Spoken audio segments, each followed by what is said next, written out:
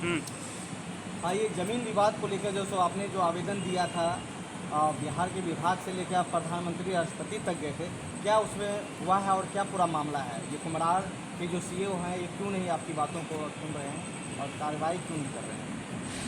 CEO सबसे पहले तो मनमानी कर रहा है दलितों पर। जिस तरह से बाबा साहब शोषण रहे थे उस तरह से हम लोग पर सीईओ इतना मनमानी कर रहा है कि हमने राष्ट्रपति से लेकर प्रधानमंत्री तक, डीएम से लेकर अंचल तक, एकदम डीडीसी तक, भूमि सुधार मंत्री को भी हमने लिखी दी। मेरे सारे कागजात इसमें अवेलेबल है। और अब जो है अमीन नापी भी कर दिया गया, अमीन का भी रिपोर्ट है, कर्मचारी का रिपोर्ट है, सीईओ का रिपोर्ट है। लेकिन अब जो है सीईओ बंदोबस्ती करने से इनकार क्यों कर रहा है? जब हम बोल रहे हैं कि इसको ऑनलाइन सबका पर्चा काटा जाए, गरीबों को ज़मीन जो मुहैया हो रहा है, सभी जगह बिहार में सब जगह ज़मीन मुहैया हो चुका है, लेकिन खासकर राजधानी पटना में हम सरकार पर ही लेते हैं कि सरकार बैनर, पोस्टर, पार्क बनाने में बिजी है, गरीबों को घर उजाड़ने में बिजी है, लेकिन गरीबों को घर बसाने में इंटरेस्ट नहीं ले रहा है। ये आज मैं बाबा साहब के नेतृत्व में जो भी आज काम हो रहा है पूरे भारत में, बाबा साहब का बैनर ले लेता है, मांग कर लेता है। लेकिन मैं बिहार सरकार से मैं जानना चाहता हूँ, क्या हम लोग सिर उठी हुआ है कि दलितों को दरकिनार कर रहे हैं? ये 2 इंजन की सरकार जो है भ्रष्टाचार जो कर रहा है, आज गरीबों को जो मसीहा है बाबा साहब ने, डीडीसी ने कल परसों हमको आदेश दिया कि आपका ऑनलाइन चढ़ेगा।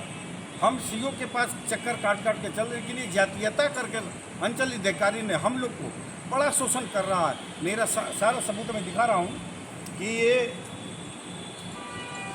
अपर समर्था डीडीसी का लिखा हुआ है, ये माननीय प्रधानमंत्री जी का लिखा हुआ है।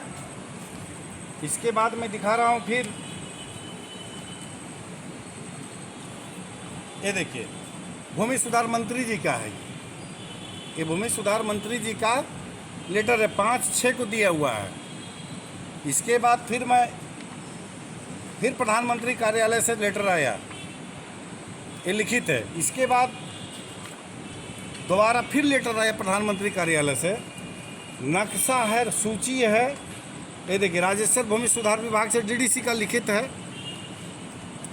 इसके बाद भूमि सुधार विभाग से फिर लिखित है, पोर्टल पर पोर्टल सभी जगह से आवेदन आने के बावजूद भी जी कुम्हरार सीईओ अंचलाधिकारी जो भी मनमानी कर रहा है, किसी की नहीं सुन रहे हैं। किसी के नहीं। अभी वो अंदरौली हम बात बता रहे हैं, जो कि अभी यादव जी का पर्चा कटाने के लिए, बंदोबस्ती के लिए वो खटाल बना हुआ था, किसी गरीब का था, और सीईओ ने मैंने मेरे सामने वो गिड़गिड़ा रहा था बूढ़ा, और उनसे 5 लाख रुपया रिश्वत लिया गया।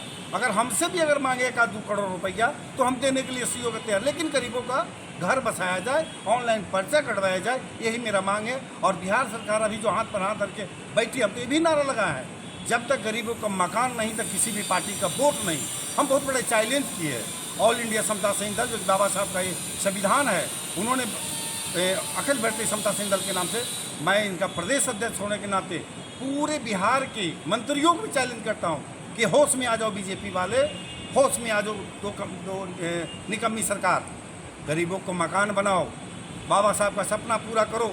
सीईओ जो मनमानी कर रहा है, जो अत्याचार कर रहा है गरीबों पर, इसको अधिकार को हटाइए और गरीबों को न्याय दिलाइए, यही मेरा मांग है। ये ज़मीन आप कहाँ लिए थे? और ये 92 दीघा में है, ज़मीन नपैया भी हो चुका था, शिलान्यास भी हो चुका है, सारा रिपोर्ट मेरे पास है।